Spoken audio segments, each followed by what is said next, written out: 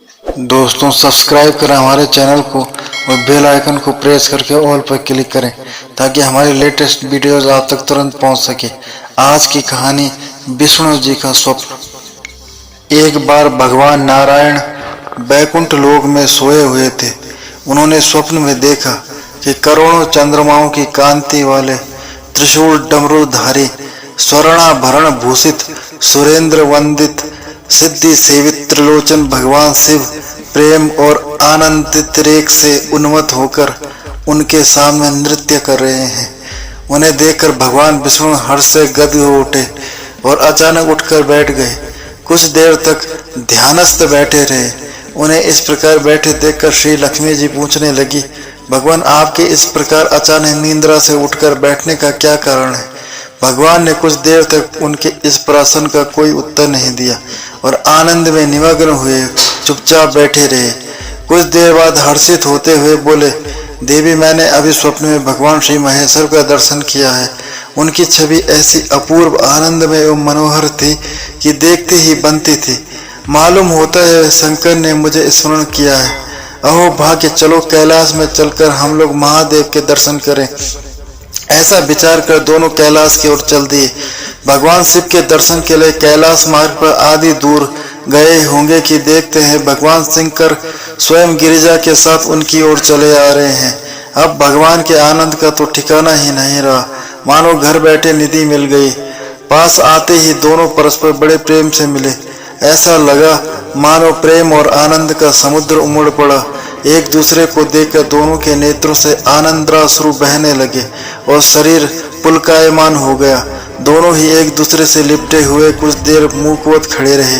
प्रश्नोत्तर होने पर मालूम हुआ कि शंकर जी को भी रात्रि में इसी प्रकार का स्वप्न हुआ कि मानो विष्णु भगवान को वे उसी रूप में देख रहे हैं जिस रूप में अब उनके सामने खड़े थे।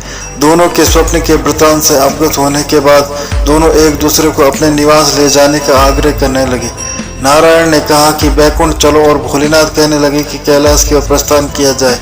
दोनों के आग्रह में इतना अलौकिक प्रेम था कि यह निर्णय करना कठिन हो गया कि कहाँ चला जाए।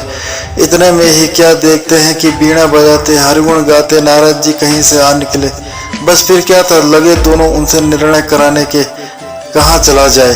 बेचारे नारद जी तो स्वयं परेशान थे उस अलौकिक मिलन को देखकर। वे तो स्वयं अपनी सुध बुध भूल गए और लगे मस्त होकर दोनों का गुणगान करने।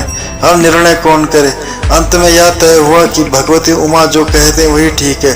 भगवती उमा पहले तो कुछ देर चुप रही, अंत में वह दोनों की ओर मुख करते हुए बोली, हे नाथ हे नारायण, आप लोगों के निश्चल अनन्य एवं अलौकिक प्रेम को देखकर तो यही समझ में आता है कि आपके निवास अलग अलग नहीं है। जो कैलाश है वही बैकुंठ है और जो बैकुंठ है वही कैलाश है। केवल नाम में ही भेद है।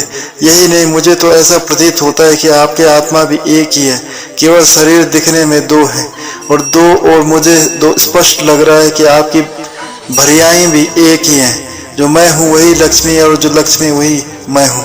केवल इतना ही नहीं, मेरी तो अब यह दृढ़ धारणा हो गई है कि आप लोगों में से एक के प्रति जो द्वेष करता है वह मानो दूसरे के प्रति ही करता है। एक की जो पूजा करता है वह मानो दूसरे की भी पूजा करता है। मैं तो तय समझती हूँ कि आप दोनों में जो भेद मानता है उसका चिरकाल तक घोर पतन होता है। मैं देखती हूँ कि आप मुझे इस प्रसंग में अपना मध्यस्थ बनाकर मानो मेरी प्रवचना कर रहे हैं, मुझे असमंजस में डाल रहे हैं, मुझे भुला रहे हैं। अब मेरी यह प्रार्थना है कि आप लोग दोनों ही अपने अपने लोक को पधारिए। श्री विष्णु यह समझे कि हम शिव रूप में बैकुंठ जा रहे हैं और महेश्वर यह माने कि हम विष्णु रूप में कैलाश गमन कर रहे हैं। इस उत्तर को सुनकर दोनों परम प्रसन्न हुए और भगवती उमा की प्रशंसा करते हुए दोनों ने एक दूसरे को प्रणाम किया और अत्यंत हर्षित होकर अपने अपने लोक को प्रस्थान किया। लौटकर जब श्री विष्णु बैकुंठ पहुंचे तो श्री लक्ष्मी जी ने उनसे प्रश्न किया, हे प्रभु, आपके सबसे अधिक प्रिय कौन है? भगवान बोले, प्रिय मेरे प्रियतम केवल श्री शंकर हैं। देहधारियों को अपने देह की भांति वे मुझे अकारण ही प्रिय हैं। एक बार मैं और श्री शंकर दोनों पृथ्वी पर घूमने निकले। मैं अपनी प्रियतम की खोज में इस आशय से निकला कि मेरी ही तरह जो अपने प्रियतम की खोज में देश देशांतर में भटक रहा होगा वही मुझे अकारण प्रिय होगा। थोड़ी देर के बाद मेरी श्री शंकर जी से भेंट हो गई।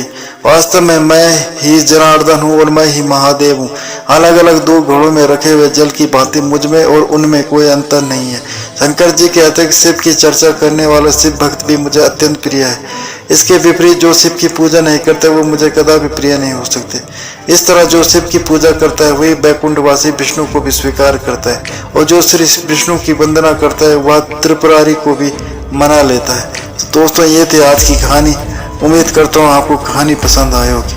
अगर आपको कहानी पसंद आए तो चैनल को सब्सक्राइब करें, बेल आइकन को प्रेस करके ऑल पर क्लिक करें, वीडियो को लाइक या शेयर करें और हमें सपोर्ट करें।